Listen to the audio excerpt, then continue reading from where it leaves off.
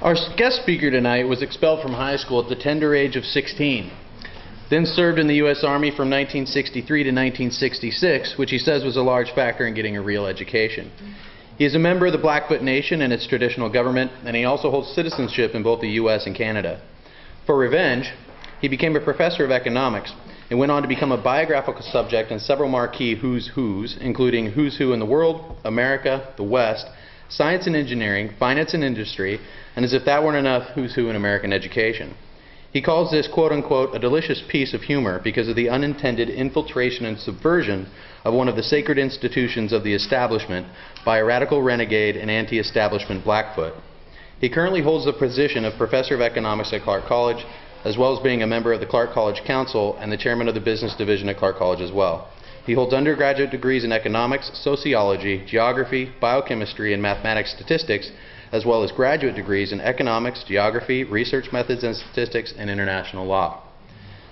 He was recently invited to present a paper on the evolving concept of social capital, markets, market-based processes, and socialist construction at Tsinghua University in Beijing. Ladies and gentlemen, please would join me in welcoming Professor Jim Craven.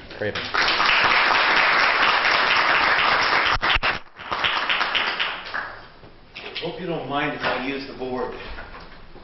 When I'm doing a subject, one of the heuristics that I use is I start with the topic or central concepts.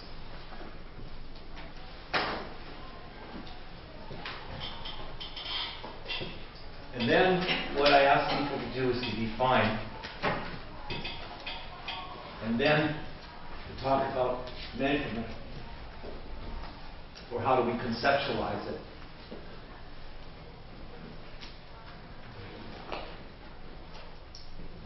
And then to talk about some of the causes, and then to talk about some of the effects. This is a heuristic I normally use when I'm covering the subject. Now we've got two concepts, economics and globalization. Problem is, in neither case can I give you one definition. And this is why this subject is such a contentious subject. Because when we define, for example, economics, first of all, we have the right, the center, and the left. And they pose very, very different questions. They see different variables. They have different angles of analysis, different scopes of analysis, different core sources from which they cherry pick and data mine, and so on. For example, the right perspective, which is represented by the neoclassical perspective, that's what you're getting in most of your textbooks. Over 70% of textbooks in this country in economics are very, very conservative in their orientation. Why? Well, you're all in university, you should know that. Why already? It's called ideological cloning. And that's all you've ever been exposed to, that's what you pass on. You've never had teachers that turned you on to different points of view, then you don't know what those different points of view are to pass them on unless you're somehow curious and a little bit rebellious. If you're a graduate student, you've got to sing your advisor's tune because they're going to pass on your degree. You're not going to tell your advisor that their life's work is a bunch of crap. Okay? And then after you've done your fellowship deals to get through, then you've got a cognitive dissonance issue. You mean I was a whore all along too when I was a graduate student, huh? So we get a lot of ideological cloning. The neoclassical, the focus of the neoclassical is on the micro. The neoclassical says we're all nothing more than a bundle of propensities. We're all really the same. Black, white, yellow, red, old, young, male, female, able, disabled, whatever, we're all driven by a bundle of propensities, tendencies, which they call economic man. We are by nature greedy, selfish, materialistic, acquisitive, rational, these we can figure out ends and means, calculating, we actually calculate costs and benefits in our lives. We are maximizers of pleasure and income and profit. We are minimizers, or at least satisficers, of pain, risk, and cost. We are economic machines. And so the conservative view sees globalization as nothing more than the unfolding of human nature on a global level. It's people, in other words, it's capitalism, it's internationalized capitalism, as it should be. Because the conservative view is what? What could be more natural than a system, rather than suppressing human nature, harnesses it through markets? A system, rather than trying to suppress our nastiness and our greediness and our viciousness, instead celebrates it. Greed is good. Let markets do what markets do. By the way, I should add parenthetically, whenever I'm at parties and people find out I'm an economist, they start giving me their pet theory. And usually their pet theory, which is from some bumper sticker they read somewhere, is, don't you think we should let markets do what markets do? Say, okay, I'm down with that, sure. If you can tell me the 6 things that markets do in the order in which they do them, we'll have a discussion. If you can't tell me the 6 things that markets do in the order in which they do them, then you're not worth my time. Because you don't know even basics. I can't talk to you if you don't even know the basics. So the conservative view focuses on the micro, on the individual, as a buyer and seller of something. Okay? Whether it's labor power, whether it's loanable funds, whether it's land, whether it's capital. It focuses on the micro, and it says that it's the micro that makes the macro. In other words, the macro is simply nothing more than the sum of the micros. The whole is nothing more than the sum of its parts. The famous quote by Mrs. Thatcher is, there is no such thing as society. There's only an aggregate of individuals driven by certain biological propensities to maximize and minimize and satisfy. The whole is nothing more. And that's how you can tell a conservative textbook. You know how to tell? Which they start with. When they start with micro and then go to macro, they're probably neoclassical. If they start with macro first and then go to micro, they're probably institutionalists. If they critique capitalism at all, they aren't sold and they aren't published.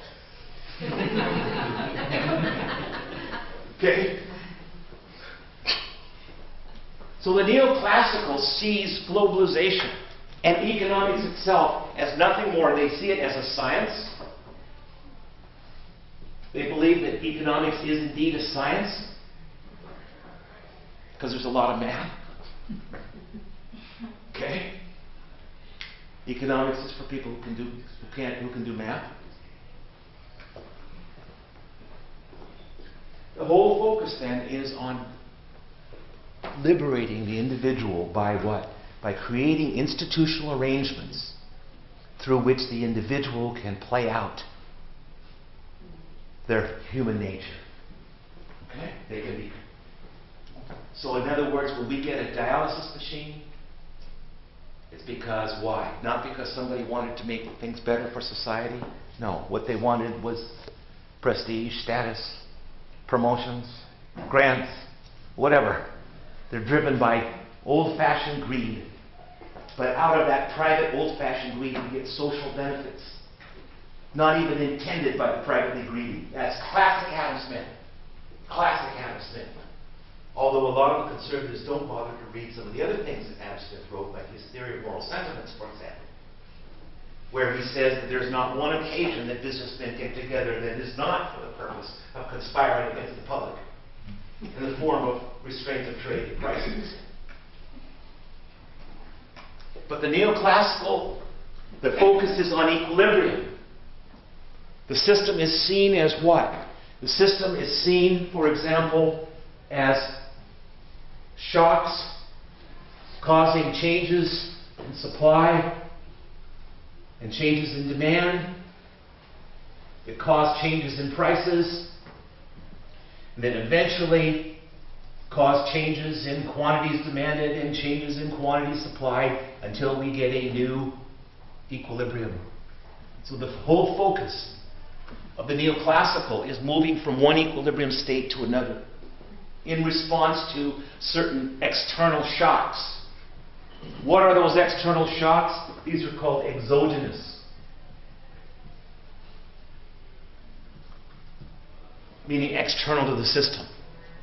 Where do taste and preferences come from? The neoclassical says, I don't want to get into that. That's squishy. That's for sociology, anthropology, disciplines people go into when they can't do math. Just jerking their chain. Now the centrist, and so the neoclassical, to sum it up, sees capitalism as the highest possible system attainable. It is a system not only most consistent with human nature, but the system that best allows human nature to play itself out. And out of micro chaos, you get macro stability. Sort of like string theory, that purports to be the bridge between quantum mechanics and general relativity. Out of the chaos on the micro level, people getting over on each other, doing each other. No, that's too much. No, that's too low. Out of the micro chaos comes macro what? Order. Efficiency. The goodies of life. Right? What about pornography?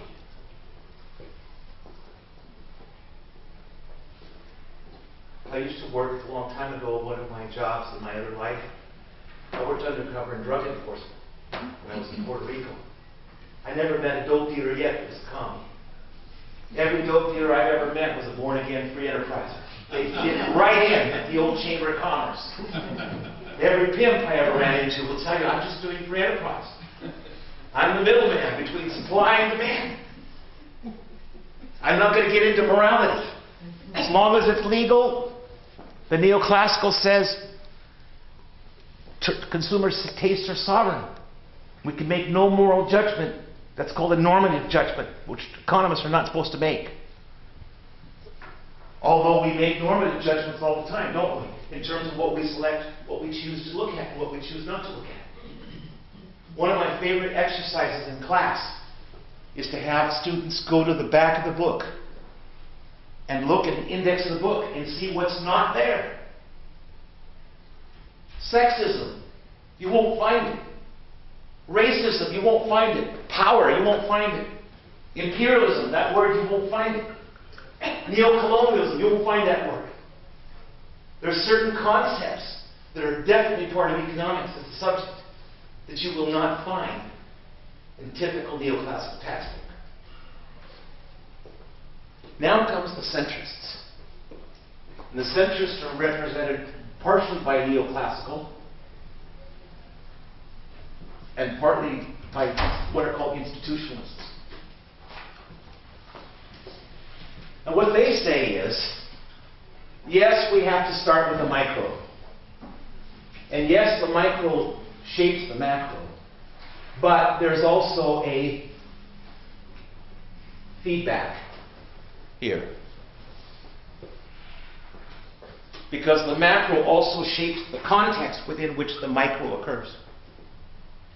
So for example, right now we live in a real world of institutions, of value systems, of laws, of regulations, of constraints, all of which are designed to proscribe or to condition or to shape human behavior so that our behavior is more predictable. When you can predict behavior, you can manipulate behavior. You reduce transactions costs, you reduce information costs, you reduce all sorts of other costs. It's what it is getting everybody on the same playbook. That's why you start off going to school and you go to school to learn and you wind up learning how to go to school. You learn how to play the game. You learn how to survive. Right? One of the exercises I also like to do in my classes is to test the hypothesis. Are we just vicious people? Because the centrist says that there's a relationship between the individual and the system. It's a two-way relationship. Yes, the system, individuals make the system, but the systems also shape the individuals in terms of the information available to them, in terms of value systems and tastes and preferences, distributions of income, right? Access to political power. I have a sign on my car that says invest in America, buy a congressman. They go cheap. They're for sale, you know that. Like any other commodity, that's one of the things that markets do. The first thing that markets do is commodification, is to turn a product with potential utility into something for sale. Something to be supplied and demanded, make command a price. That's job one of all markets. That's before anything else can happen. The product, the invention, has to be geared up to the level of innovation, an application, so that it becomes a marketable product.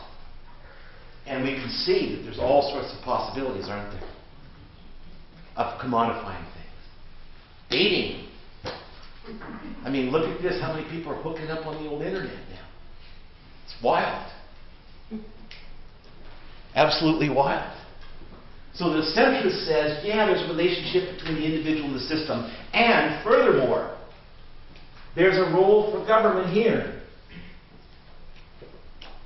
in terms of addressing some of the failures of markets. See, the conservative says where markets fail, there's one answer: more markets. That's the conservative answer. So if little Johnny, some company is polluting a river, and little Johnny is downstream glowing in the dark, the Swiss watch, the conservative says, well, hey, can't make an omelet without breaking a few eggs. And secondly, it creates profit opportunity for somebody to clean up the river. One market creates another market. Plus, there's the funeral industry when Johnny dies. Then there's health care when Johnny needs some care. One profit opportunity creates another. The answer to market failure is more markets. Just like the answer to failure of democracy is more democracy. This is the typical conservative argument. The liberal says, well, I'll go for that, but sometimes markets don't do what markets are supposed to do. Sometimes. And when they don't do what they're supposed to do, which is not only to commodify, the job number two is what? Is to determine price. Right? Job number three is to allocate resources. Job number four is to ration. Job number five is to provide information. There are information systems about relative prices of inputs and outputs. And the final job in clearing shortages and surpluses. That's what markets do. And that's the order in which they do them. Actually, first commodification, secondly price determination, thirdly information, fourthly resource allocation, fifthly rationing, and sixthly clearing shortages and surpluses. That's the 6 things markets do and the order in which they do them. And in doing that, they solve the what, how, and for whom questions of economics. What shall we produce? How shall we produce it? And for whom shall we produce? Those are the 3 fundamental questions of all economic systems. And there are 3 fundamental mechanisms through which those questions are posed and answered. One is tradition, as in the case of indigenous societies. Secondly is by command, in the case of slave and social societies and elements of capitalist societies. And the third is the market mechanism. Those are the 3 mechanisms, right, for posing and solving those questions: what, how, and for whom. Okay? So the centrist says, well, economics is not just a study of individuals, it's a study of systems too. But primarily individuals. As they go about what? Buying and selling and doing what they do and posing and answering those 3 questions. But whereas the rightist says least government is best, unless it's defense contracts or intruding into your bedroom, ramming morality down into people's throats, when it's other than that, their mantra is least government is best. That those who govern least govern best. The centrist is more sophisticated. The centrist, like the liberals.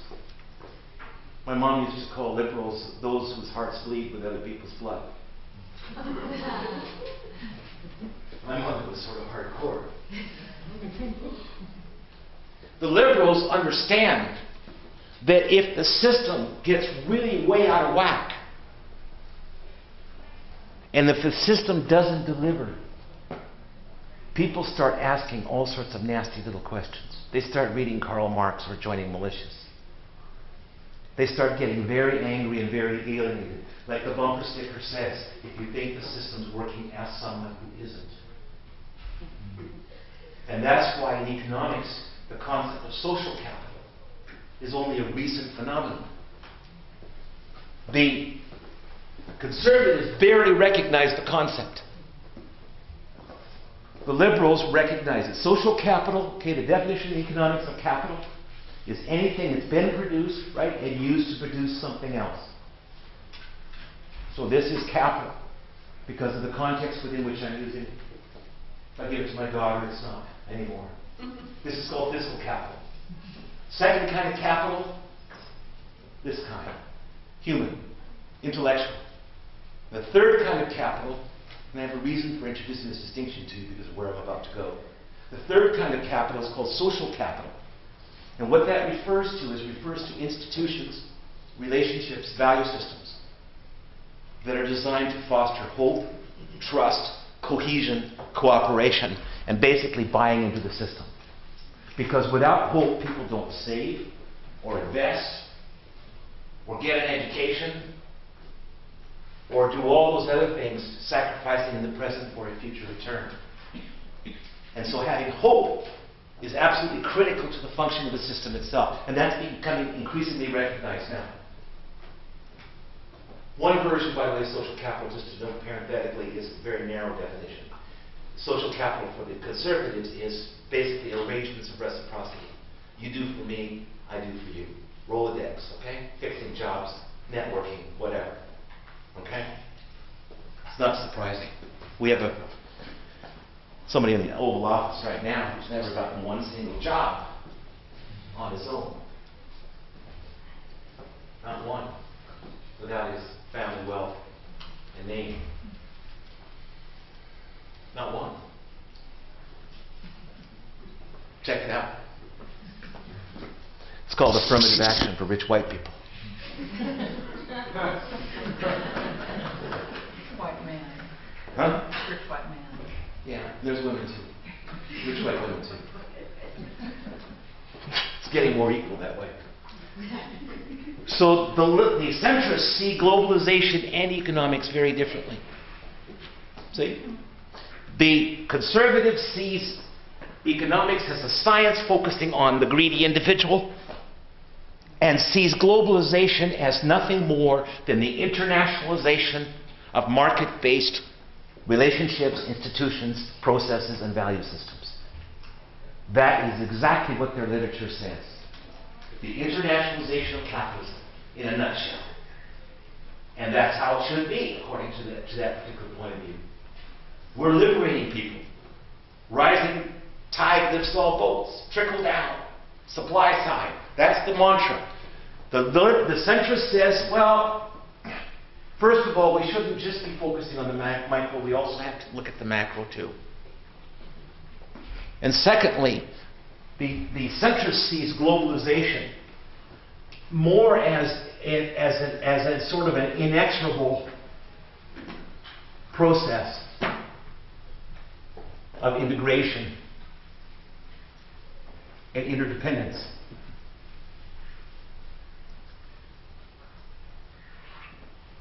On a global level. That has capitalist aspects to it, but also non-capitalist aspects as well. The centrists are willing to deal with some of the non-capitalist stuff. They're willing to go into other disciplines like anthropology, sociology, political science, history, biology. They're willing to go into other disciplines and see that economists can be trained in those, it should in fact be trained in those other disciplines. Whereas the neoclassical, strict neoclassical says no. The neoclassical says economics is a science, it is self-contained. It deals with what economists deal with. We leave other concepts like racism, sexism, power to sociologists and anthropologists. We just don't deal with that kind of stuff. That's what the neoclassical says. And finally we get the left. And the left sees the micro-macro question very differently. The left sees the macro as fundamental to the micro, with some feedback that way. The leftist says that human beings have certain basic propensities, of course, to survive and eat and so on. But how they play out those propensities, and perhaps even transcend them, has a lot to do with the macro into which we're born. And one of the experiments I like to do in my classes is ask a simple question. Does it make a difference if I'm grading on the curve? Well, think about it. If I grade on the curve, 10% have a chance of an A, the next 15% B, the next 50% C, the next 15% D, and the bottom 10% are doomed to an F. That's how a curve works. Okay? Now, if I were to grade on the curve, and let's say somebody missed class, would you share your notes with them? Wouldn't be very rational, would it? Maximizing the individual that you are? Huh? They could be using your notes to get one of them scarce A's. How about a study group? Would you have a study group that includes somebody who was a little slow in the subject, not as quick as you are? Probably not. It wouldn't be optimal, would it? You'd get the cream of the cream in your little study group. What about if somebody were cheating? Would you rat them out? Absolutely. Because on a curve system, when one person goes up, they automatically what? Put others down.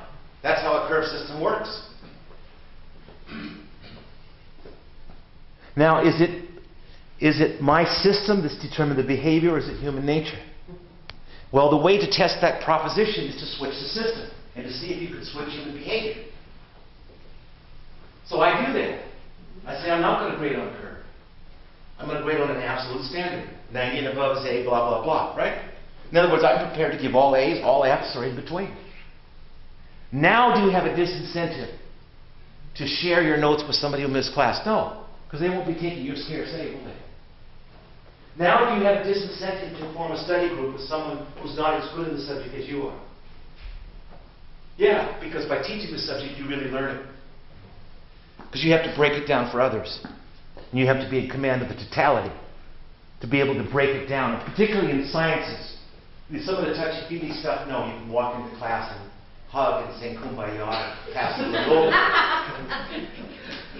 But if it's a serious science with foundations to it, and you have to master the foundations at each step to move to the next step, like physics, like chemistry, like other subjects, then you have to be on your game. You have to know the totality and the steps toward into that totality. So teaching someone who's slow would be in your interest, actually. You see the point? You're doing it now. So that's the human nature question. So the left says that globalization is nothing more than neo-imperialism. That's it. You can call it what you want. You can label it what you want. You can play all sorts of games. But what it comes down to, in the end, is the globalization, the internationalization of imperialist institutions, power structures, relationships, value systems, and whatever. And the basic message of globalization from the neoclassical point of view is what? You people are backward because you're not like us. When I was in China, that was the message. You go to Wangfujing, there's 3 McDonald's. 3 of them within sight of each other. In Wangfujing district in Beijing. 3 of them. From one you can see the other, from the other you can see the other, right down the line. Yeah, you Chinese are backward. You don't have KFC. You don't have enough McDonald's. You don't have Nike. You guys need some more obesity, some more coroners. Because Lord knows that we're superior. We're Americans. Just ask us. We can't take out a little country like Iraq, but we're superior. And the reason why you people are backward is because you're not like us. And as soon as you get with the program, on a global level, as soon as you privatize those state institutions, as soon as you open up markets, reduce all tariffs and quotas, as soon as you follow our program for what's called conditionality, that means in order to get IMF loans and World Bank loans, there are conditions such as tight money supply and high interest rates to control inflation, which means high unemployment. So if there's any of you who are unemployed, thank you very much for helping to keep my prices down with your unemployment. Appreciate it. Right?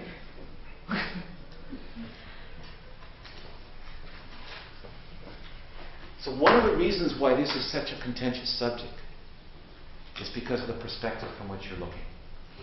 2 weeks ago, I was on a train to Browning, Montana. And as I got on the train with my partner, who's Blackfoot, the conductor said, "Where are you going?" I said, "Browning." He just looked at me, because he knows. He said, "That's no man's land. Why would you go there?" I said, "Well, because I have family there, and I have a cousin who's terminally ill." Oh. Globalization looks a lot different from the perspective of an Indian reservation in America than it does from the glass office buildings of J.P. Morgan and the Chase Manhattan Bank. It looks a lot different. It's not noticeable there. It just goes on. It's the same thing for hundreds of years, the same story. Right? And so one of the other problems that we've got is the problem of paradigm. We have much more than three actually, but three fundamentally very, very different paradigms that pose very different questions, that see the world in very, very different terms, that use different data. They all cherry bind. I mean, it's all of it's cherry picked. I mean, that's the sin on all sides. Cherry picking data, what's called data mining, right? See these papers?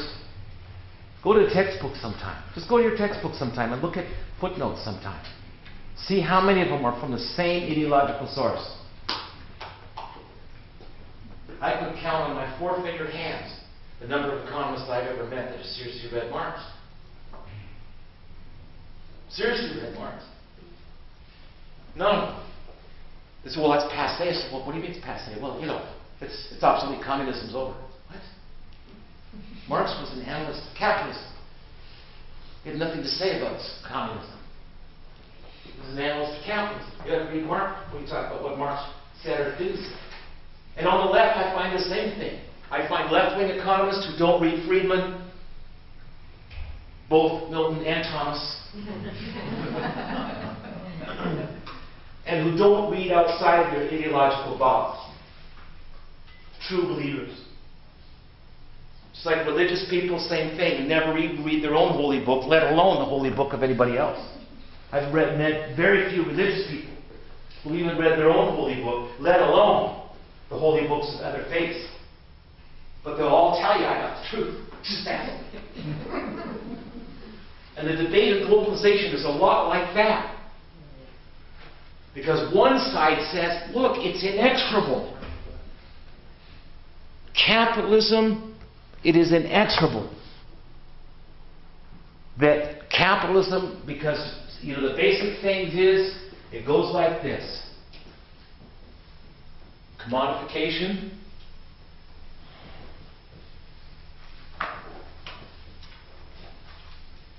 through basic supply and demand gives rise to price determination. This gives rise to information. about profit potential or utility potential. It's basic supply and demand here. You've all seen that, haven't you? Sure you've all seen that. And information then helps us to determine what to produce, and that leads us to help allocate our resources, land, labor, and capital. And that helps us then for rationing. Who gets the goodies? Capitalism's a very cruel system. You walk into a 7-Eleven, cute kid, say, listen, I have no money, but my kid's really cute. My kid needs milk. You're going to say what? You better have one of 4 things when you walk in. You better have cash, working Visa, MasterCard, preferably your own, food stamps, whiskey, and ass and a gun. Because capitalism is about profit. Capitalism is about profit for power.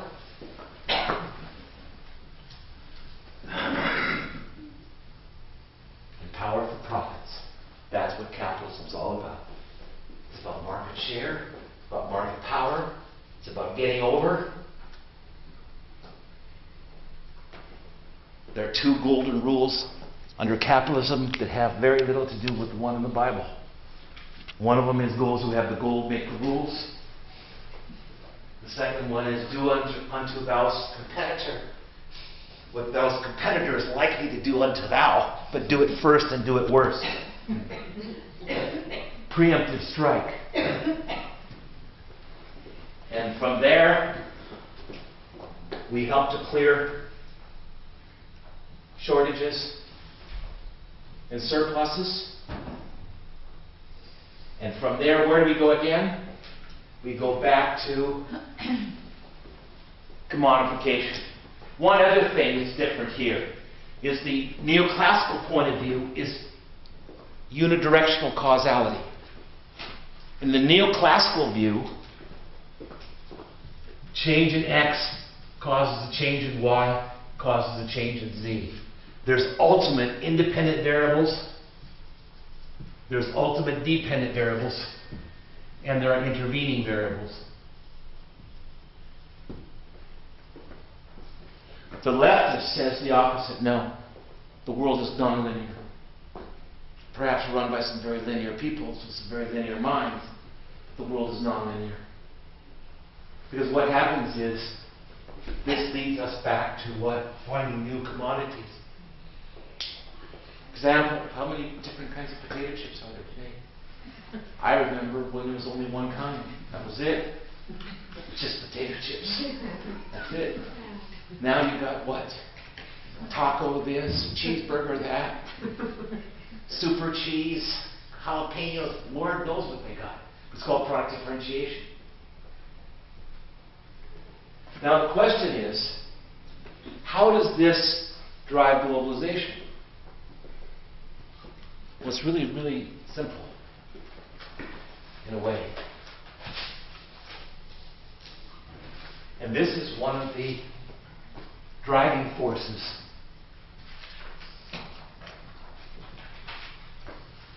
of globalization. Let me give you another model, other than the economic man model, of why people do what people do under a market-based economy. See what you think, okay?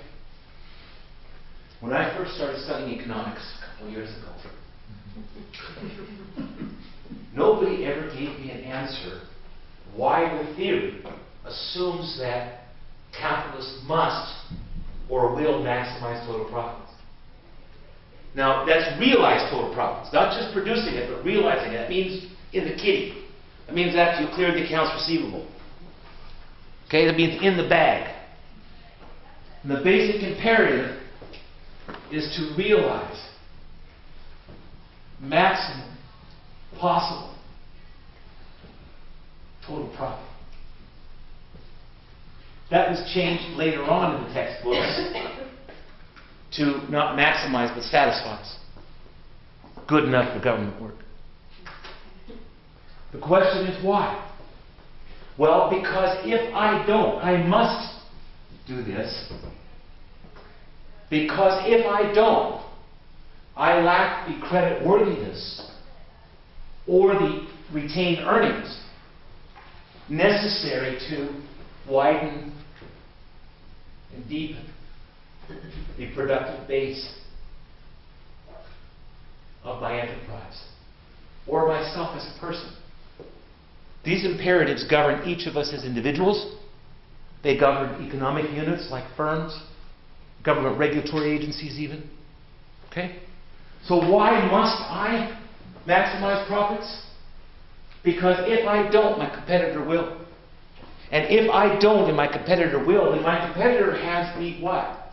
Has the means, the retained earnings or creditworthiness to be able to accumulate capital, to widen and deepen the productive base of the enterprise, which you must do.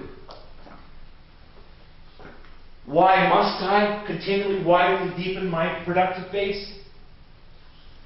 Because if I don't, and my competitor does, then my competitor is able to maximize productivity. In other words, maximize output per unit of input, or minimize input per unit of output. That's known, by the way, as technological efficiency. There's actually 6 forms of efficiency in conventional economics. And part of the globalization, by the way, is also what? Is the process of defining. Because as value systems spread globally,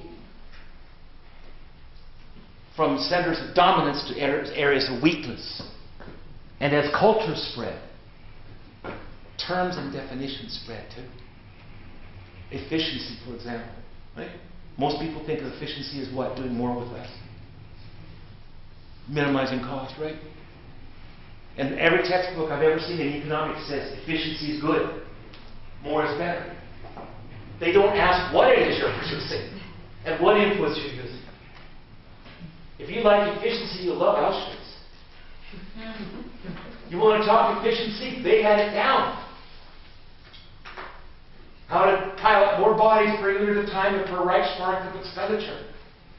They were quite efficient, if that's what you mean by efficiency, without making any moral judgment, right, about what it is you're producing, as well as how you're producing it. So I must maximize profits. Why? Because if I don't, my competitor will. And if my competitor is able to realize profits and I'm not, my competitor has the creditworthiness or retained earnings able to widen and deepen the productive base. And if my competitor is able to widen and deepen its productive base and I'm not, then my competitor is able to what? Maximize productivity while I'm not. And if my competitor is able to maximize productivity and I'm not, then my competitor is able to effectively compete. My competitor can get his costs down, which means he can get his prices down profitable and drive me out, either through price competition or through other forms of competition. And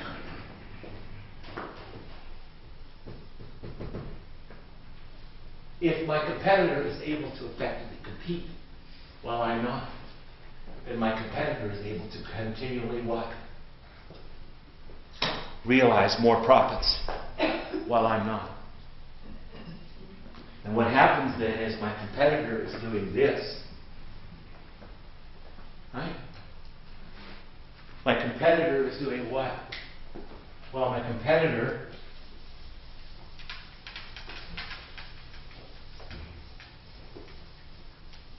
by getting his prices down, by getting his costs down, he's able to get his prices down. And he's able to increase sales and turn more sales into more customers and more customers into more sales. And he turned that into increased profits, which turns that into increased market power and market name. and then to turn that into more profits directly, that into more customers directly, that into more sales directly. That's capitalism in a nutshell. Why must I do this? Because if I don't, my competitor will. Just like if I go to the 7-Eleven and say, listen, I got no money, but my kid's hungry. Can you help me out? Get your karma out of receivership. That person's been trained in economics. You know what they're going to say to me? They're going to say, listen, I really like to help you, but there's a store down the street that's run by this total bastard. Absolutely ruthless. The guy's borderline sociopath. And the problem is, if I give you that milk, my costs go up. My profits go down. And what's going to happen is he's going to eventually, making more profits, going to bring in new inventory, barcodes, all the rest of that stuff. Going to capitalize his business. He's going to get even its costs down even further. And eventually he's going to drive me off the block. And I wound up going out of business because I was trying to keep my karma straight.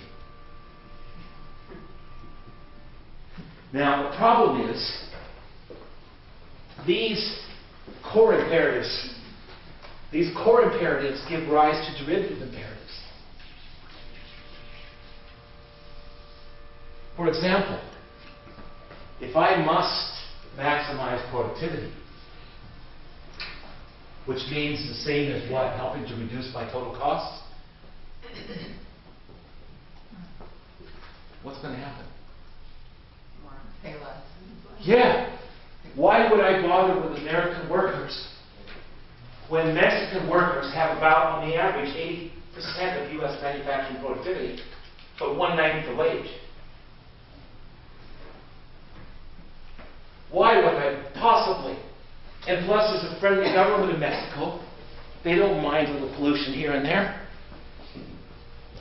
They're almost as corrupt as the one here.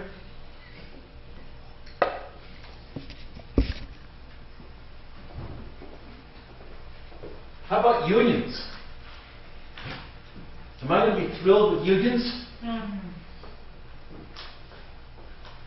So outsourcing.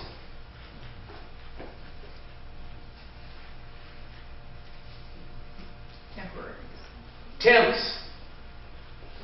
All flow from the core imperative to what? To produce at the lowest possible total cost. How about polluting a river? And it's cheaper to buy off a couple congressmen to get an exemption than to clean up the bloody river. What do you think I'm going to do? What if my competitor's a total pig? And I'm a decent person? What's going to happen to me economically? You think my customers are going to come to me and say, yeah, we're willing to spend $200 more for this thing because Jim Craig, he's a good guy and he keeps his karma straight and he cleans up rivers, he pollutes. So we're going to pay a premium price so we can keep our karma straight. Sort of like the dolphin-free thing. How many people will do that? Most of the consumers, what? They're struggling. 2 jobs, limited incomes, right? Worrying about layoffs, whatever. They're looking for what? They're looking to maximize utility. They're looking to what? Cast their dollar votes, where they can get the biggest most utils per dollar of expenditure.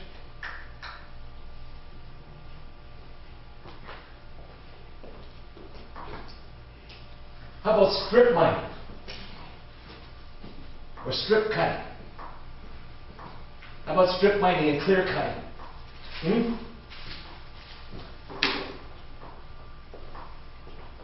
If you're doing mass logging operations, you're going to sit and go around and carefully see which trees to cut, which ones you don't cut. Think about long-term sustainability? I don't think so. You want to get a whole bunch of logs out of there at the lowest possible total cost. What are you going to do? And suppose you're a logger who does have an ethic. Suppose you're, outgrowing logger, or, tree hugger. Little sensitive people. eats granola. What's going to happen to you when you start carefully looking at which trees you cut and thinking about sustainability? And you're up against some big, huge corporation that just clear cuts the crap out of the whole area. Who's going to win in the competitive race?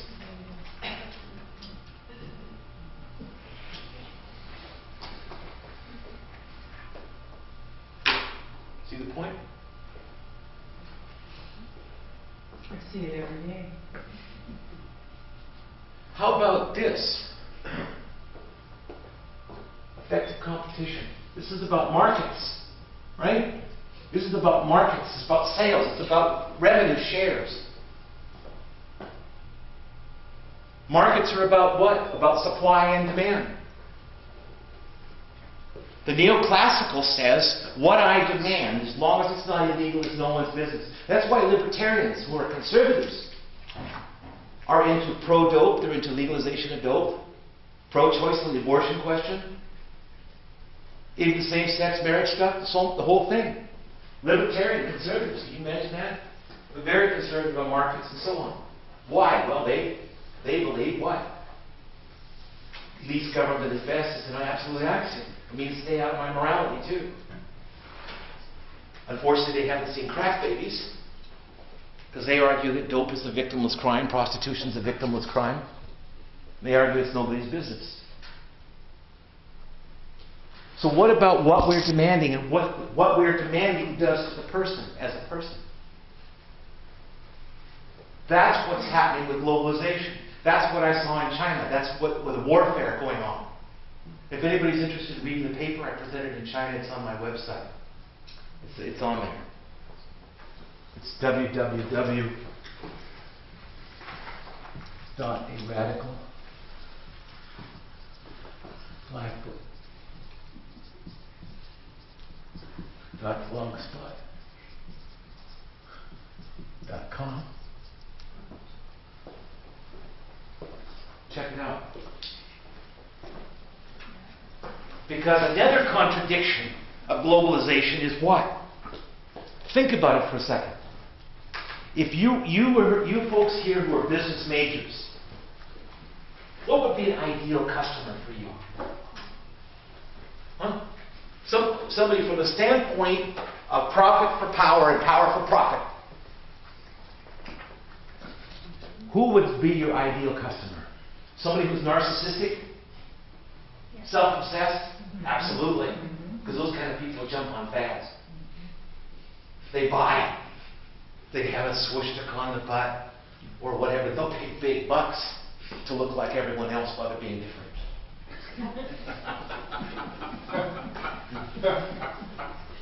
How about somebody who's rather calculating about cost and benefits? How about somebody who's unable to delay gratification? Somebody who wants it all and they want it now. And they're willing to run a little plastic to get it now. They're willing to pay 34% compounded for fries at the BK's, whatever. Sorry, the law puts you over, but you can do fries. How about somebody who's greedy, selfish? You make some real bucks off of somebody like that. Here's the contradiction. Is that the kind of person you'd like to have with you in a military unit in combat? Is that the kind of person you'd like to have with a next door neighbor when there's a flood? Is that the kind of person you'd like to have as a son-in-law or daughter-in-law? See the point? The kind of people we create through a demand and through what people buy is exactly the opposite kind of person we would want in another context, as a citizen, as a voter, as someone in a combat unit. And that's one of the contradictions in the social capital of capitalism itself. The value system that is necessary from the point of view of effective demand and profits in markets is another kind of value system. Because it turns people into narrow, myopic, self-centered, narcissistic calculators. That's why some people believe that when the neoclassicals talk about human nature, what they're really engaging in is Freudian projection. They're describing themselves and laying it on the rest of us. More or less what Freud did. You know, I never had a thing for my mother. Okay? Never had a coke habit. Okay? Toilet training was uneventful, I believe. So some people think Freud's whole theory is the case of his own concept of projection. That may be with the conservative notion too. The greedy, nasty, selfish people they're describing of themselves, and they're trying to lay it on the rest of us as part of human nature. That therefore they become normal. Now, these different views of economics and globalization lead to different prognoses. The conservative says capitalism has, wherever capitalism has been introduced, it has triumphed because it's the best possible system among some rather unsavory alternatives. And therefore, wherever capitalism is left to go and it will triumph. That is the neocon and conservative prognosis. It's in their literature and so on. And they are prepared to do what it takes to make sure that happens. It's like, you know, logic is a funny thing. Like A equals B, right? B equals C, ergo A equals C, right? That's a classical syllogism. Well, how about this? All birds are cats, and all cats are green. Ergo, what? All birds are green. Is that deductively valid? Yes, but it's pure crap. But now that kind of syllogism isn't going to get you hurt, is it? But how about this one? US equals capitalism. Capitalism equals freedom. Ergo what? Freedom everywhere. Ergo what? And the problem is now, again, we get to the definition problem again. What is freedom? Is freedom simply to buy and sell if I have money? But if I don't, forget it?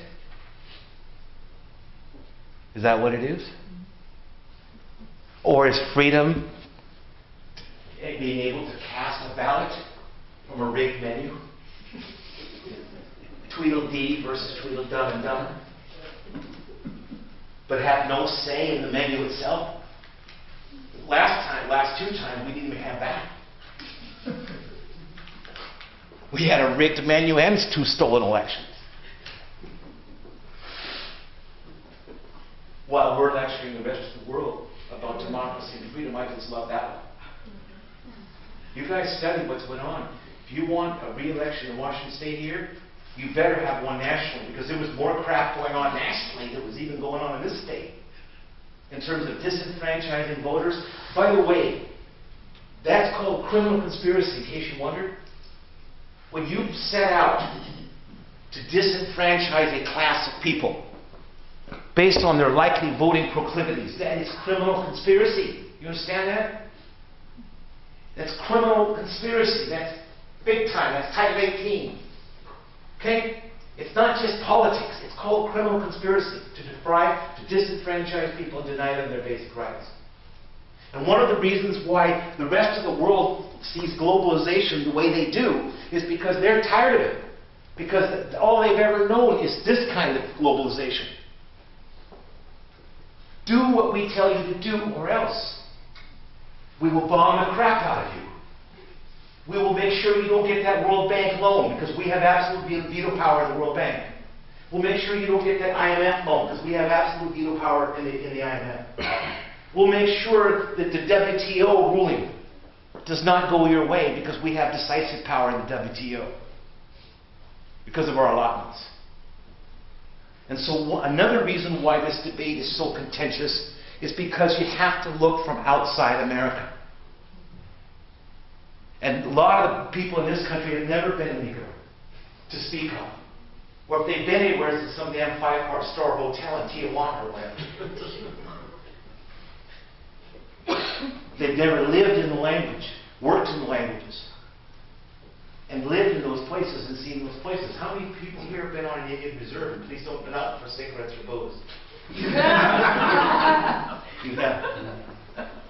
How'd you like it? Yeah, it's really tough. Canada, they live on $229 a month. But you know, it's starting to look better than living here. That's what the natives... With all of this, like you just got through saying, you were going to that place, right? Yeah. They're oblivious to this. Well, what they're saying is we're the lucky ones because we know what brownouts are like anyway. Whereas the people here just freak out if the TV goes out for an hour, they go crazy. Yeah. They just absolutely just go berserk. Oh, my football game! But the power gets on before halftime's over. Start fidgeting, getting really nervous. Go down to the Pro Agency. Yeah. So because economics means different things to different folks depending upon their paradigm, so does globalization mean different things to different folks based on the paradigm. And the causal agents, so for example, now you know what I mean by core imperatives. If I must do this thing, this is a necessary but not sufficient condition for this. This is necessary but not sufficient condition for this. This is necessary but not sufficient condition of this. And this is necessary but not sufficient condition of that. Okay? In a spiral. And you're either going up or you're going down, but never this way. Now here's another one for you. They say globalization means what? It means not only the integration, interdependence of various regions and sectors and nations and cultures, right, of the global economy, but it means what? The spreading of progress. Right? Because through the magic of the markets, whenever there are shortages, then prices will rise.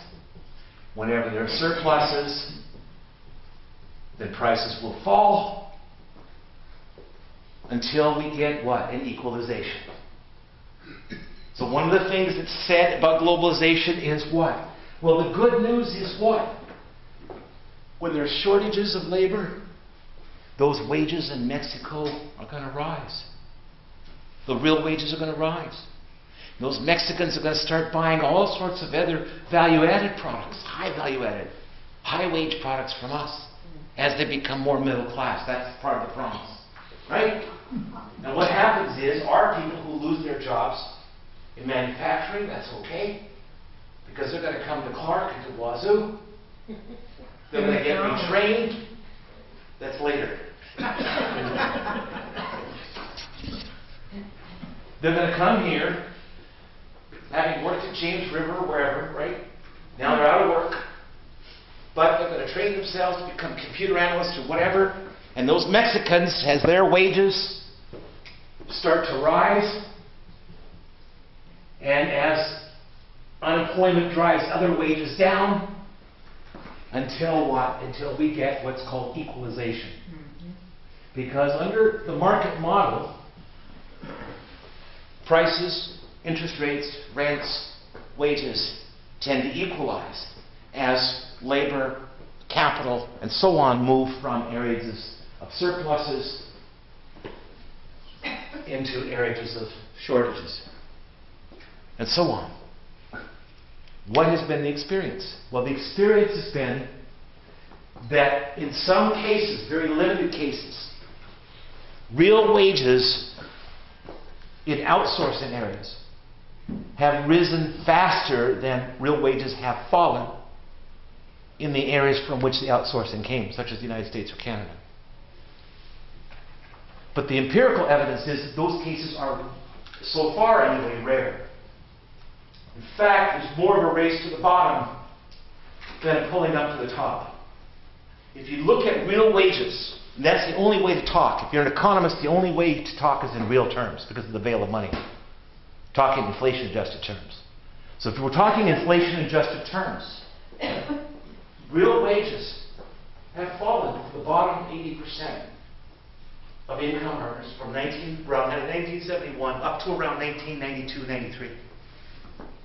They held constant for the next 15%, and only the top 5% did real wages and earnings actually rise. And in fact, of those rises, over 60% of all those increases went to the top 1%. Okay? Inequality. Well, here's another problem we've got. We've got a society where everything is commodified, including what? Including legal representation, including health care. We have 44 million people with no health care in this country. Another 37 million people with marginal health care.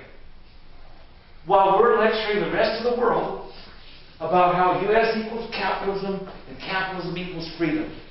Right on. I just came from Canada. Yes, I have to wait. But my health care is covered through collective stuff because the right to health care is the right to life itself. It's when I hear pro-life people call themselves pro-life, I always ask them, are you really? Are you pro-life or pro-birth? There's a difference. Pro-birth means just the right to pop out the hatch and not be aborted. Pro-life means what? Right of access to the means of life. What are the means of life? Shelter? Yeah. Healthcare? Yeah. Food? Yeah. How about political representation? Yeah. How about legal representation? Recently in Illinois, for example, out of 25 people on death row, 13 of them got turfed off. One of them was waiting 45 minutes. Why? Because law is for sale. Justice is for sale. You got enough money, you can kill your ex-wife and the guy who brought back her sunglasses.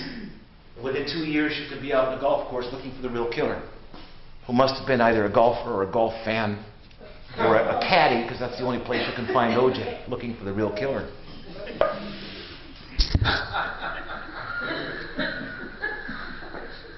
The problem is, when you have a society where everything's for sale, the right to life is for sale itself. The right to justice is for sale itself. That's the problem. And the problem is those who don't have it, because of their birth or whatever, because they're locked out, they have two choices. Either you have a system that makes room for them, or they're going to start reading Karl Marx. Or perhaps join the fascists, go on the ultra-right with the militias and whatever. But they're going to get very alienated and very angry. And that's what the rich people don't understand. See, the liberal says to the conservatives, you guys are idiots. Hey, that's why Lenin, Vladimir, not John, who said when it comes time to hang the last capitalist, he'll probably be the one who sold us the rope. Because the capitalists are notoriously myopic and narrow and short-term oriented. And then when they screw up, what do? They go to the state to bail them out, don't they? The same anti-government people are there with their old handouts, like Enron and the rest of them. So what's happening with globalization is not just globalization of markets, folks, but globalization of whole value systems, of whole institutions. Right? And with that, you've got the makings of some serious, serious contradictions. Because why do you think other people want to be penetrated and screwed over and exploited and told that their own cultures are trash any more than we do? We don't appreciate it if a foreign power tries to overthrow our government and engineer a coup. We don't appreciate it when somebody foreign comes in and says, your American institutions suck. You Americans are selfish, stupid, ignorant, backward people. That's why we go to war, so we can learn geography. Every time we bomb the crap out of somebody, we find out where that country's located, how to spell it, and what countries are around it. That's how we teach geography in America. We go to war. How many people in this room knew the countries that bordered Iraq before we started bombing? Okay. Do you know all of them? Yet? Check out the map sometime. We're bombing them. Might as well find out who we're bombing, where they are. Who's next? Oh, we're right about them. Yeah. Or who's next? And the point is, we've now seen, by the way, from globalization, globalization also means what? Whenever you have increasing integration and interdependence, it's both good news and bad news, isn't it? On the one hand, it's good news because what? Some markets create what? Other markets. Correct? Some markets create jobs and incomes and tax revenues, right? What are called multiplier and spread effects. And they give people jobs and incomes from which they then what? Demand other products and services. They trade, right? And so markets create markets. Demand creates derivative demand. Supply creates derivative supply. You see? On the input and the output level. That's wonderful. But the bad news is what? As the globe becomes more interdependent, over there is no longer over there. Over there is now in your face, as we found out with the tsunami thing, as we found out through Mount St. Helens, where they were getting ash in Japan, as we're finding out as countries like China and India are industrializing more rapidly in non-green ways, because they want a piece of the pie too. Okay? And these countries have real needs, and they're getting ugly.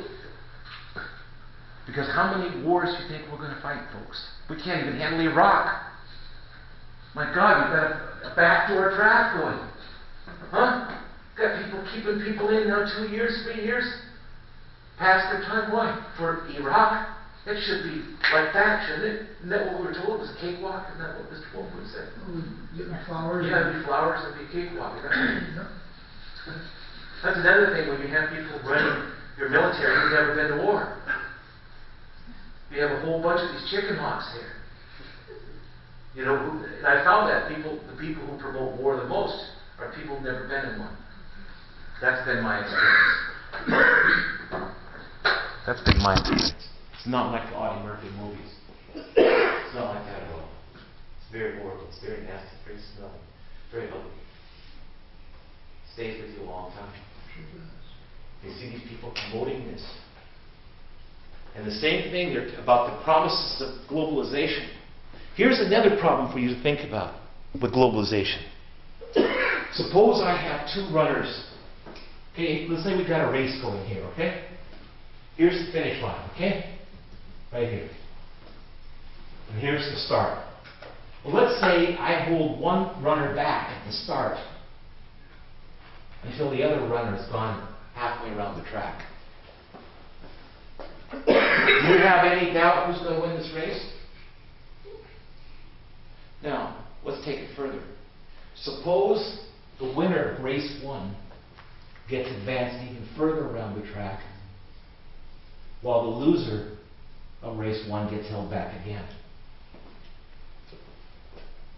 Because inequality is dynamic.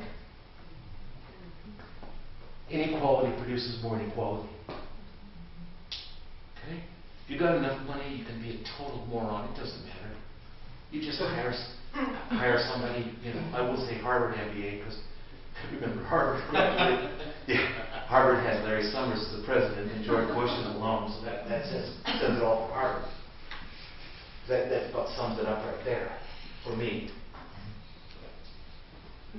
Former president of the World Bank. Have you guys read the Summers memo? No? Where he's, well, you should read it, it's wonderful. Eichmann could have written it. Eichmann could have written it. It says that basically third world countries are underpolluted. Because it says that, see, the thing is, most of the things with pollution, they don't kill you till around 70. Since those people aren't going to live to 70 anyway, why not pollute the crap out of them? Because they ain't going to make it to 70 anyway. That's one of the things these lovely little things says. It also says that rich people have more sense of aesthetics than poor people. They have a higher income elastic demand for aesthetics and so on. This is real Nazi-like. It's called the Summers Memo. There, Lawrence Summers, the president of Harvard. Oh, that's exciting. The one who says women are backward and inferior when it comes to math and science. That one. The Lawrence Summers? Yeah, Lawrence Summers, yeah. It's called the Summers Memo. So here's the other problem.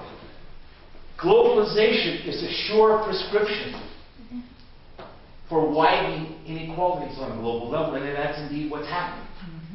Now the problem is, we've seen from 9/11, a high-tech military cannot defeat a low-tech force. Simplicity will defeat technology every time. That's why the Vietnamese won in Vietnam. Simplicity will defeat complexity every time. See? Just like they say, these guys only have to be right once. So on a global level, and one of the things one of my students asked me, he said, you know, this cliche, why do they hate us? And I'm going, first of all, tell me who they are. And second, tell me who us are. So what do you mean? That's just what I just said.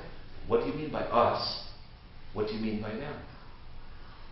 Who are they? Well, you know all those people overseas. Oh, okay. Well, what do you mean? Well, I hate Americans. Does he really think so?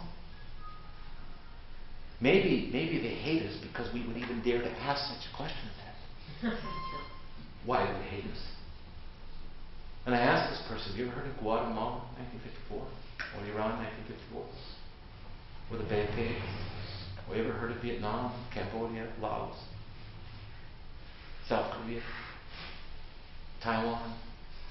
Want a list of all these dictators that we put into power and kept in power that none of us in this room would ever dare to utter? But they kept the wages cheap. They kept the logs cheap. They made sure the unions were gone, and they killed commies, any kind of commies around, take care of them. Do you know we had a list of Saddam Hussein? Did you know that in 1984? Of alleged communists. Handed him a list. Our State Department did for killing, wanted them dead. Wound up killing 43,000 alleged communists. Did you know that? Like Harry Truman said, the only thing to do is the history you don't know. Well, we got it is. Huh? The only thing new is the history you don't know. We supported his war against Iran. Yeah. And so globalization, from our perspective, is what? Is simply the internationalization of our sacred way of life.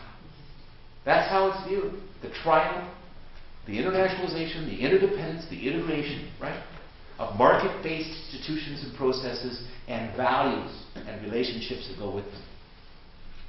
The liberal says what? Yes, but capitalism has a raw edge to it. And in order to save capitalism from its own logic, from its own destructive side, because capitalism is sort of like Dr. Jekyll and Mr. Hyde. Okay? The same logic that produces this logic here can produce incredibly new drugs to solve a whole bunch of problems. Absolutely true. It can produce new technologies, new markets. It can produce jobs, revenues, differentiated products, inventions, innovation. It can lengthen life, and so on. But it can also produce what? Not only new drugs for certain diseases, but it can produce the diseases for which we need the drugs. That's not so Right? funny. Yeah. Oh, yeah. Yeah. I mean, what does it say to you? What kind of society are we? We spend 5 times more on Viagra research than on senile dementia and Alzheimer's. The hell is that? What kind of society is that? Profit driven. There you go. The profit motive. What's in it for me? And the problem is the textbooks tell you only one side of the story. Just like when I studied econ, I started at the University of Minnesota, all I got was the revealed truths of my illustrious profs. And I was expected to puke it back. Because Lord knows they knew it all.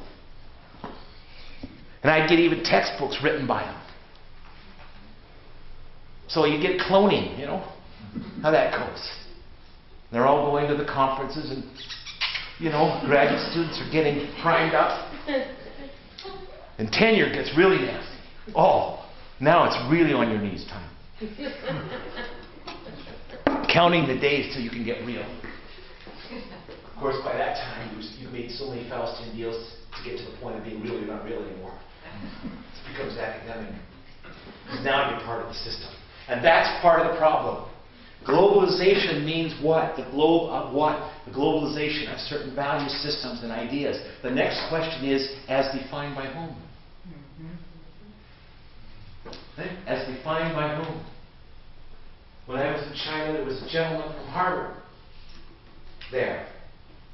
And his basic message to the Chinese was, listen, you people need to get a little bit more on the real on property rights and stuff like that.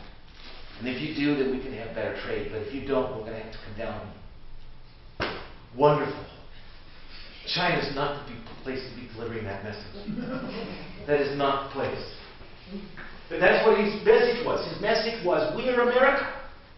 We'll tell you what's moral, what's immoral, what's right, what's wrong, what's efficient, what's inefficient, what's progressive, what's reactionary. And God help you if you're not on the same page with us. That's no different than Hitler, is it? What we call manifest destiny is nothing more than strict old Lebensraum. What the Israelis, for example, call Hayat Israel, same thing.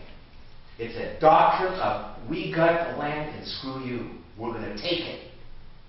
And we're going to keep it, even if it means becoming the opposite of what we claim we are. We will take it and hold it.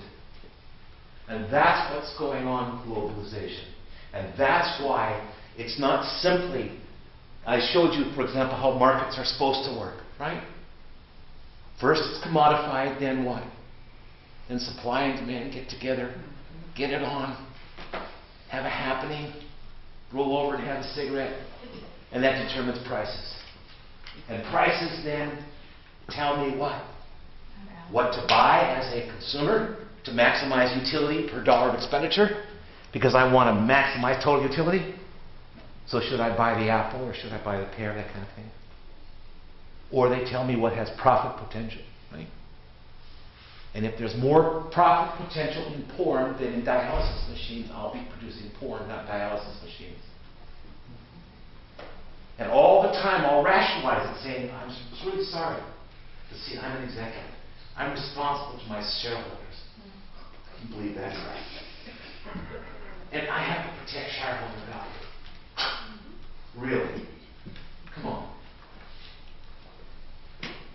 And then from that, what question determines how the resources will be allocated. Resources like what? Like trees, like rivers, like water, like air, like people. Resources, many of which once they're gone forever. You can't renew them. Some of them you can renew, but some of them are gone for good. Right? So your decision better be right. Your what decision? Okay? Better be right. And if you have a society that's based on money, means no money, no what? No access to the what? No votes, no dollar votes. See? Just imagine, if you have 1,000 people with $1, okay? Versus one person with $1,000. Do the 1,000 people with $1 each have the same collective voting power as the one person with 1,000? No, because the 1,000 people have dispersed utility functions that cancel each other out, whereas the one person with $1,000 has a what? Only one utility function to speak for. So that one person can what? Determine which idiot's going to be in the White House? Because that's about money, is it not? Sure as heck isn't about genius. Huh? I mean, is this being too rough? Don't you find it remarkable that in a country like this, with so many brilliant, talented people, the best we could come up with from the menu is two pampered, preppy punks, both of whom belong to a racist, misogynistic, sadistic, satanic cult known as Skull and Bones? Neither of whom will discuss their membership. I love that part too. You're running for access to the codes to launch nuclear war, but you don't want to discuss the organizations you belong to. When I was in the military, I can tell you this, I had a very high level clearance in the military. And I can tell you this right now, when they asked me the dope question, I didn't have the chance to say, well, I'm not going to say yes, I'm not going to say no. Let's just say I'm a reckless youth up until 41 years old.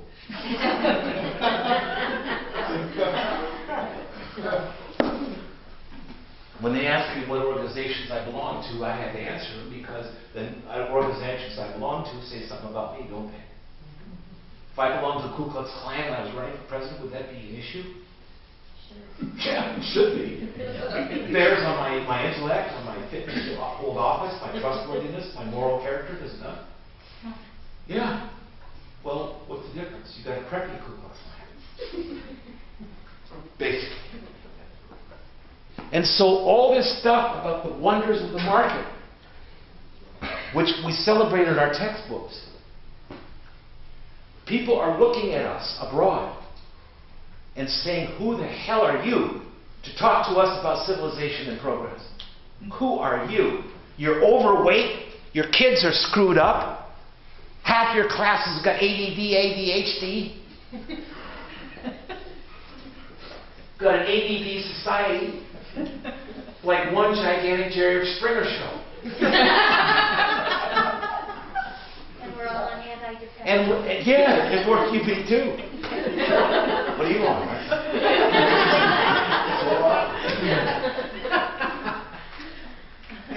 And one of the messages, in my case, I lived a lot of years outside this country. I lived in different languages, in India and some other places. And since I've been back, I'm hearing, even from my friends, getting more hostile and more militant all the time. And saying to us, we're tired of it. We're tired of your definitions of efficiency. We're tired of your triumphalism and your bullying and telling us that we can't have an independent foreign policy while you demand one for yourself. That we can't be sovereign, but you scream sovereignty all over the place for yourself. You even refuse to join the International Criminal Court because you said, what, we might put some of our war criminals on trial? Right? And we what? We will not allow, as a matter of sovereignty, what? Our people to be tried in one of them foreign courts? Is that not what Mr. Bush said? Well, then what about sovereignty? Take him out. Let him loose. The head of a sovereign state being tried in a foreign court. Turn him loose. Right? See? And people are tired of it. And we've seen from the situation with Iraq and so on that we're extended. That's how every empire has fallen. It's been internal, not external. The cause, the fundamental basis, yeah, fine. So this energy around the world, you see it if you read anything other than the 4 media outlets here. This wave is coming constantly. And Americans aren't going to know about it until it's crashing on their heads because our media isn't looking at it. So, I mean, We're not looking. as this equalization, all this stuff that's about to happen, and that isn't happening every day, is it just going to crash on us all at once like it did on those other empires? No. You believe that? Those other empires didn't crash all at once either. No. They crashed in increments. But the point is, how many Vietnams do you think we can handle? Yeah. But we don't see it as a people, obviously, or we'd be up in arms. We've gone from surpluses to what? Big time. Really, really serious deficit debt situation that we're in. The signs are there, The it's si- just we're not looking. Which empire thought it would fall? Yeah. Right? Yeah. Which one said, hey, our days are numbered, But- so this party hard. A country that doesn't have a manufacturing gross domestic product doesn't make it. But here's And that's another, what's happening. but we're also up, and this is for you guys here going to school. You're up against some very, very tough competition. Really tough. You've got to be with the program. It means you've got to have the skills that that piece of paper says you're supposed to have. I was in a position not long ago, won't get into it, when it was, doesn't matter, but a position where some people applied to teach economics. And we had one of them became a doctorate, one of them became a master's degree. As I'm interviewing him, I ask a simple question. Explain cross-price elasticity demand to me, and explain the real-world uses of it. Neither one could answer that. That's week 3 of the micro course. Why? They're both applying to teach economics. Both got the paper. And couldn't even answer a basic question. This is week 3 in my classes. In fact, we're freaked out that I asked a technical question. Now I'm setting exams for our hiring. Everybody's going to take exams to my students to take it. And they'll have 0, 1, or 2 correct answers. And the ones without a correct answer don't have none of the above. It's just leave it blank. And there's extra off or wrong answers. Means you can't guess, right? You have to know it. Why do I have to do that kind of stuff? Why can't I trust the degrees? Why can't I trust that people have the skills that the piece of paper says they're supposed to have? Now have ADHD. There you go. There you go. Everybody wants to go to heaven. Nobody wants to die. Everybody wants a piece of paper. They don't want to put the sweat equity in to get it. And to have a piece of paper that's worth something, and to have skills behind that piece of paper. Right? And globalization, guess what? It's working another way. I'm sure some of you have seen it already.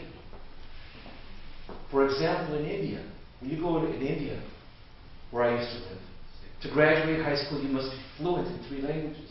They start calculus in grade 7. And you take an SSLC, Secondary School Leaving Certificate exam. It's a 6-day exam, 5.5 hours per day for 6 days. Mathematics, biology, physics, chemistry, economics, 3 languages, Hindi, the state language, and English. The exam is in English. And if you fail, it's all over. You don't go anywhere. It's number coded, so you can't fix it. That's what globalization means for us here. We're up against some people who are lean, mean, and very hungry, and very talented, and very energetic. And they mean business. Because they come from societies where there's no welfare, there's no old age, there's no whining to profs. Oh, this test is too hard. Then leave. Then just leave. Right? That's my answer. This is too hard, then get yourself prepared or go work somewhere else. But don't drag my standards down to your slovenly level. It's not going to happen. And what we're seeing with globalization now is not only the spread of our ideas and labor and so on that way, but we're seeing it bounce back. It's called a blowback. Right now, for example, only 20% of the graduate engineers in the United States are native born. 80% of our graduate engineers are foreign born. Why? Because you got to do math. And the colleges are just as bad because the colleges, in order to pack in bodies and revenues, are lowering their own standards. Eastern's got a degree program in engineering, you don't have to take math. It's wonderful. Tell me which bridge you built so I don't have to drive on.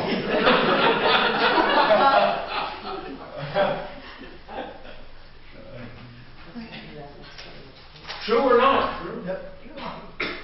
And so what we have this deal going is we've been too fat too long. And now it's reckoning time. And so globalization, some may take comfort in the spread of American ideas and values and whatever. Some take comfort in that.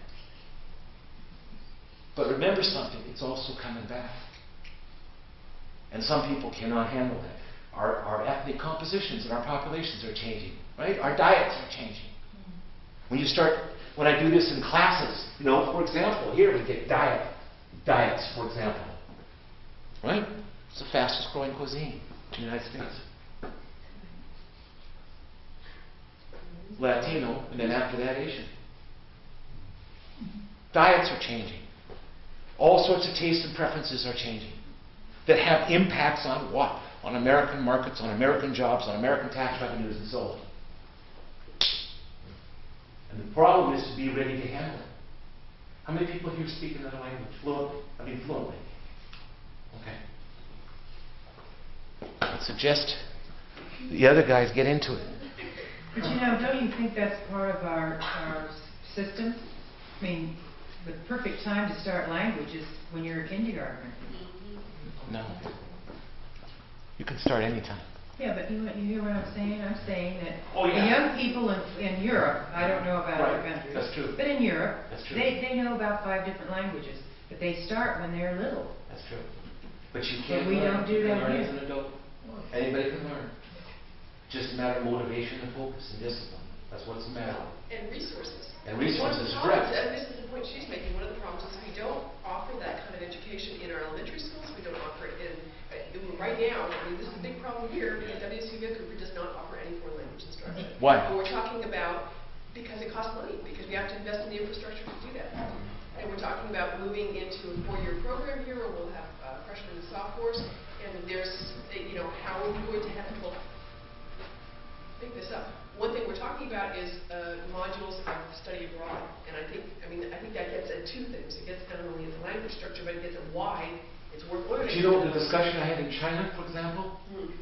One of the things is I'm going over there to work. They asked me to work in land reform and land tenure systems. I'll be working for the Chinese Ministry of Education. And when I was over there, they asked me about doing a deal with our institution. And in fact, I brought one of the professors who was from Yunnan University, who was here with me.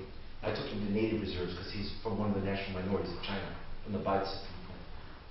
And when I was talking to them over there, I asked them, what kind of deal do you want? And they said, well, here's the deal.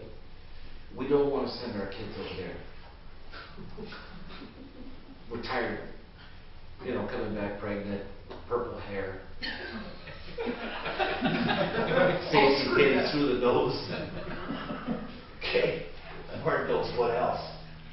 So they said the deal we want is for you to bring your people over here to teach English for us over here, but on our side.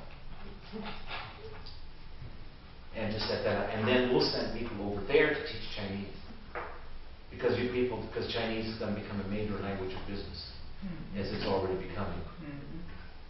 And so, from an educational point of view, see, this is another thing about globalization. What does this mean for education?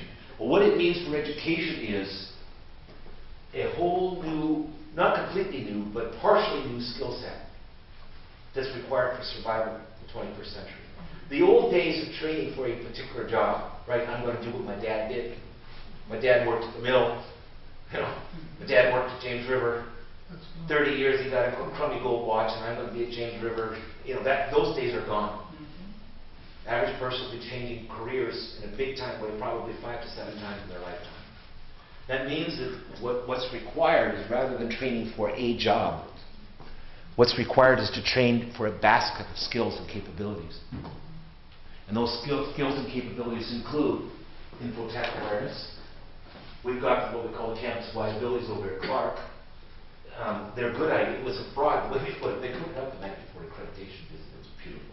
With little signs all over the classrooms. I loved it. Right before the night before accreditation visit.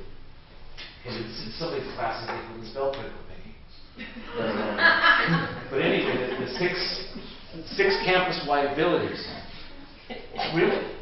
I remember that. It's easy to say you're doing it, right? Than to do it, yeah. But the 6 campus-wide abilities we work with are infotech awareness, communication, lifelong learning, effective citizenship, which I have no idea what it even means, but I teach it anyway. And critical thinking and global multicultural awareness. Okay? And I would add to that, part of infotech awareness is the computer thing, but I would also add math literacy. Math literacy is really, really critical for where we're going. If for no other reason than just to be able to break down some of the nonsense people write in the elaborate manner. Sociologists are people who tell you what you already know in language you can't understand. And economists are people who tell you what you already know in math you can't understand. Okay? And we use the math in order to ward people off, make them look like more scientific than they really are. Because I can give you some really elegantly quantified crap. Beautifully quantified crap, but it's crap. You see? And so the issue of paradigm is critical to this whole discussion. And that's why I started that, and that's why I end with that. Unlike my previous professors, I don't have the truth. Sorry, I used to when I was 18, but I lost it. And I never found it since then. So I don't have the truth, sorry. All I can do is to help you explore some perspectives, right? And this is where you'll see generally the debate falling. And what they see as causes and what they see as effects are very, very different. You see? Very, very different. For some people, a clash of cultures is something to be welcomed. For example, one of the things we're seeing right now is this with more homogenization, we're seeing, paradoxically, more tribalism. Are we not? Because as people become more and more homogenized, people retreat to whatever differences, whatever uniqueness they've got left. And so we're seeing paradoxically on a global level, with more and more homogenization of certain cultures, people retreating to more and more tribalism and more differentiation and so on amongst themselves. And one appears to be begetting the other. Just like in your own culture, right? When you see your own culture being destroyed, what do? You try to hang on. You try to keep whatever's left of it in the face of an onslaught that's taking place. Again, this portends some serious dangers here. Very serious dangers, because we're seeing tribalism not only on a global level, but we're seeing it within nations. We're seeing nations within them increasingly fragmented and polarized. And in this country, for example, it's not just blue states versus red states. It's a lot more than that. A lot more than that. But we're seeing what? Literally a 50-50 split in certain senses on this country, are we not? We're seeing vitriol and anger like the likes of which we've never seen before. Civil war. Oh, borderline, right? Yeah. I mean, well, I don't mean to impose my personal view, but I've studied the 2000 election, and I'm studying this one right now. There's no doubt in my mind it was stolen. There's no doubt in my mind. There was no doubt in mine. I told my family that the 2004 was going to be what it was, because once it was there, it wasn't going to leave. You can't do all this if you can't control the vote. You can't. True. That's true. Yeah. So, as much as I'd like for all Americans to hear your lecture, I'm not sure why center and left is even up there, because, there's obviously one dominating power, and as you say, power begets power, and there's virtually no global governance over this. It's kind of like economic anarchy. So, is this really just spelling out how we're going, what is going to be our downfall, or is there hope in subversion? Is that what you're saying? Subversion will be the ultimate. Well, it's like my website. People say to me, "You mean you admit to being a radical?" Of course I do. Of course I do. Absolutely. The word radical comes from the Latin word radix, which means root. Radical is somebody who believes in getting to the root of the crap. What's wrong with that? If I've got a headache, and you give me an aspirin, you may have done me a favor, unless what's causing a headache is a brain tumor. In which case, giving me an aspirin is even worse than giving me nothing, because you've delayed effective diagnosis of treatment of the problem. If you had a form of cancer and the only alternative is radical surgery to death, which would you take? Would you mind the surgeon getting a little radical? I don't think so. So I don't run from that word at all, because I know the origin of the root. Right? It means getting to the root, getting below the surface of things to the essence of things, which is the task of science. That's what science is about. Getting below the surface of things to the essence of things. And the reason, in answer to your question, the reason I started out like this is because I was never given that in school. That's why. All I got was the revealed truths of my illustrious profs. I didn't get the perspectives, because most of them didn't know the perspectives. All they knew was their own crap. They didn't know the other schools of thought. Just like most religious people only know their own stuff. They don't even know any points of view, because they're locked in their own little world. And to be educated means to be able to walk a mile in another person's shoes. It doesn't mean you have to agree with them, but it means to understand where they're coming from, right? To understand their syllogism.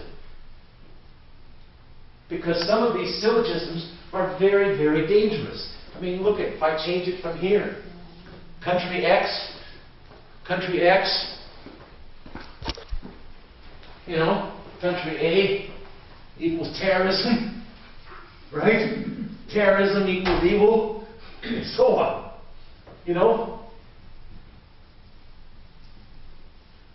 It may be a surprise to you, but there's a whole bunch of countries today who consider us the #1 source of state-sponsored terrorism in the world today, and they have good evidence behind them. They're not just practicing rhetoric. They have some solid evidence behind them. If you define terrorism, right, as calculated violence against non-combatants, Okay? Just that way. Calculated or highly likely, highly foreseeable violence against non-combatants. If that's your definition of terrorism, then tell me what an embargo is. Tell me what an embargo is. That denies food and medicine to children who have nothing to do with Saddam Hussein. Over 500,000 children have been dead, have died because of our embargo in the last 9 to 10 years. What is that? Tell me what that is. Because we're Americans, we do it, it's not terrorism, is that it? Then what do words mean then? It's like Alice through the Looking Glass. When I use the word Humpty Dumpty said in a rather scornful tone, it means just what I choose it to mean, neither more nor less. The question is, said Humpty Dumpty, whether one can make words mean so many different things. But Alice, Humpty Dumpty said, no, the question is which is to be mastered, that's all. So we presume to define progress versus backwardness, truth versus lie, moral versus immoral, right versus wrong, defense versus offense. And our days are numbered in terms of being able to do that. And there are powers on the horizon. China's one of them, but there are others. Collectively, the European Union is another one. On the horizon. And they need to do exactly this. And these imperatives govern us as individuals. Like for me, if I don't continually read and continually redevelop my knowledge base, my skill base, then relative to my competitors, then what? Then I can't do this, which means I can't do this, which means I can't do this, which means I can't continue to do this.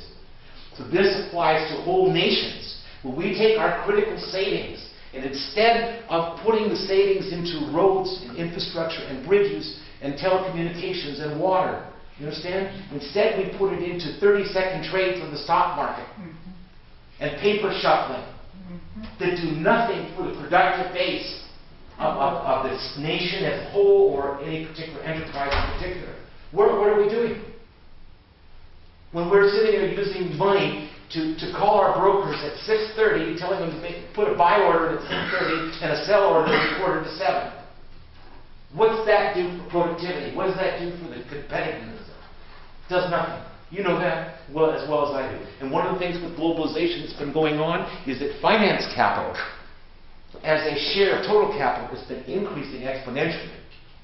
Industrial capital is being hollowed out. Agricultural capital has gone to agribusiness. Small family farms have been destroyed. And you're seeing more concentration and centralization. Economic concentration means fewer firms controlling larger market shares. Centralization means fewer interlocking power groups controlling larger and larger asset shares. Both processes of economic concentration as well as centralization feed each other. And so what we're seeing now is a few corporations able to make the critical decisions of what, how, and for whom. You understand? They're able to appropriate the voice to use our precious resources in the interest of a few.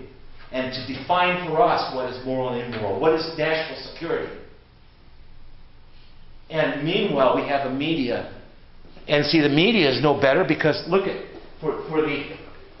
here's how it works for the media, which is becoming globalized. Access brings the scoop. The scoop brings exposure. Exposure makes you a name, like Dan Rather, Tom Brokaw. The name gives you more access. But you only get to continue in that game as long as you what? Don't ask nasty little questions. You've all seen Little George, have you not, punishing journalists? Saying, I'm not calling on you because that question you asked last time.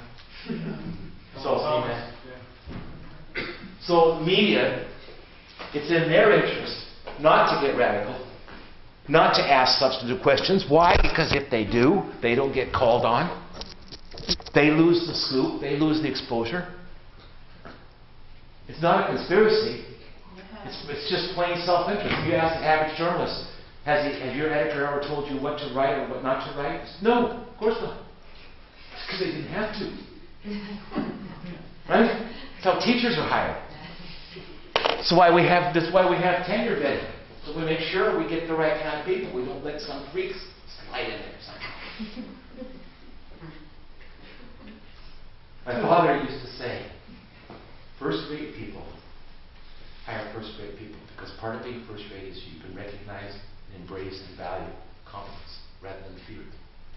Second-rate people hire third and fourth-rate people so they look good. And the third and fourth-rate go on to hire fifth and sixth-rate so they look good, and mediocrity metastasizes like cancer. One of the problems we've got in this country here, another one, is the whole culture of networking and bootlicking and whatever. Because generally people who do networking and bootlicking are people who lack substance. That's why they do networking and bootlicking.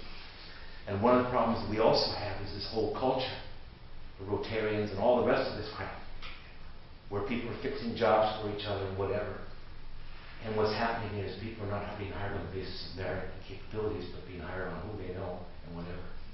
And when we're competing globally against other places where that is not the case, where you don't get hired unless you're in the program, unless you are a very, very capable person. Yeah. So what can a citizen do to avoid getting trapped in that kind of system? What's something you can do as a person? First of all, find a market niche and become very, very good at what you do. Because freedom is when people need you more than you need them. One of my favorite metaphors is imagine a guy from the Ku Klux Klan. Hardcore racist, okay? Really hardcore. We're talking psychopathic racist, okay? Now he's out in the woods with his little Johnny, the apple of his little inbred eye. and little Johnny falls from a tree, right? Suffers skull fracture and subdural hematoma. So the guy takes little Johnny into the hospital. And the only neurosurgeon available that has any chance of saving little Johnny, and she's black. He's got two choices: get an attitude adjustment real quick, or you got a dead little Johnny, which might improve the gene pool a bit. Freedom. So the answer to this is understand the game. You can't stop this. This isn't something you can turn on and off like a light switch. It's systemic. But you can understand it. Just like you can't stop a hurricane, but you can understand the precursors of one and get out of the way. Right? Just like over there, it happened in tsunami thing. Most people who died, what? They weren't locals, because the locals knew. The locals knew the signs. They knew when that water goes down, it means something big is coming up. They start running like hell, right? It was the tourists. Oh, that's cool. Far out. The tide's out. Let's go digging. Go ahead. I'm sorry. So the question is rather how not to stop the bread line, but how to be happy in it. That's your own choice. I can't. Yeah. So I mean, this is inevitable. The question is rather not how you can stop it, but how to cope. Yeah, how to cope, right? And what it's about, and how to find a margin of freedom for yourself. And it's up to you how far beyond that you want to go. But understand what's happening here is it's like a Dr. Jekyll and Mr. Hyde process. It's like a good news, bad news thing. But the thing about it is what it takes today to be, considered, quote, educated, unquote, is very different than when I went to school. Very different. And the real focus is learning on how to learn and how to update your own knowledge in a systematic fashion. And how to learn new things and become your own teacher. Yeah. Remember, Mark Twain once said, a person who doesn't read good books has no advantage over a person who can't read. Okay? Absolutely. Yeah. I can't accept that I can just cope because the things that we're doing are jeopardizing our existence on this little ball we call Earth. If you ruin the trees and the water, it's over. So I'll throw myself in front of the machine as often as I can. Me too, but I don't want to be content with brothers. No. I'm just saying. It seems to me that more people that were decided to disconnect and say no. Right. But you see, go back to, and I'll leave you with this metaphor. Go back to the metaphor I gave you before about the curve. See, as a teacher, I got a power to impose a curve or not. I have a power to impose a system or not. Right? I have the power to create a scarcity of A's as well as a scarcity of F's in my head. But I don't have the power, and I can predict how you'll behave in your own self-interest. But maybe part of it is redefining what's really in your interest. And part of it is reconceptualizing about the mind. That's why I went into the micro-macro question with you. Because it's very much to the point. How you see yourself. If I see myself as an atomistic, isolated individual, the one that's celebrated by neoclassical economics, right? Economic man incarnate. Maximizer of pleasure, income, profit, minimizer of pain and suffering, right? If that's all I am, and I have no obligation to other human beings, if that's my working model of me as a person and people in general, that causes me to behave toward others and as well as toward my own interest in a very different way. See, than if I have another kind of view of my role on this earth. It's like in Germany. There were some Germans who said what? Me, right? I'm not Jewish, I'm not gay, I'm not, Sinti Roma. I'm sorry about those people, but hey, we got Autobahn, got Volkswagens, I'm proud to be German again, sorry about those people, but hey, besides, the people have been hating them for thousands of years. They must have hated them for some reason. What happened to those people with that kind of narrow, selfish, myopic view of themselves and humanity in general?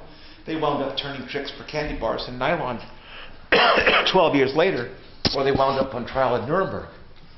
So part of it, that's why I included this macro-micro question. How we see ourselves, how we see society. Is society simply merely the sum of the individuals in it? There's no such thing as society? Or is it see, the liberal, for example, says what? The conservative says the macro is sum of the micros. That's conservative thought. The liberal says the whole is greater than the sum of its parts. The liberals focus on synergy and complementarity and whatever. The radical says the whole may be greater or less than the sum of its parts because of contradictions in that whole that cause movements against each other.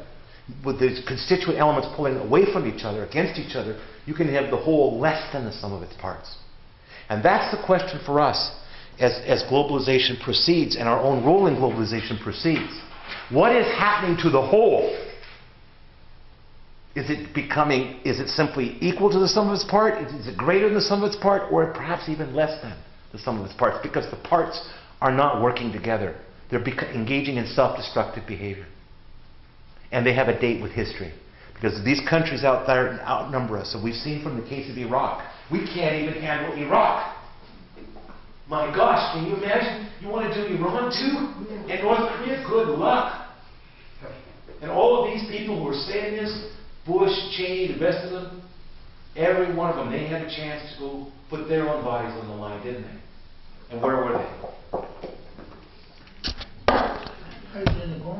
How many black helicopters are flying over your house? Should we be even seen with you? How many government lists are you on? Let's put it that way. Probably many. But you see, I've never committed a crime. I'm committing no crimes except what? Daring to say what I'm saying? That's not a crime yet. Well, these days it can be. Yeah, it can be. But put that away from us. yeah. Yeah. But and see, what can I say? Counter views are welcome. Counter arguments are welcome. Counter evidence is welcome.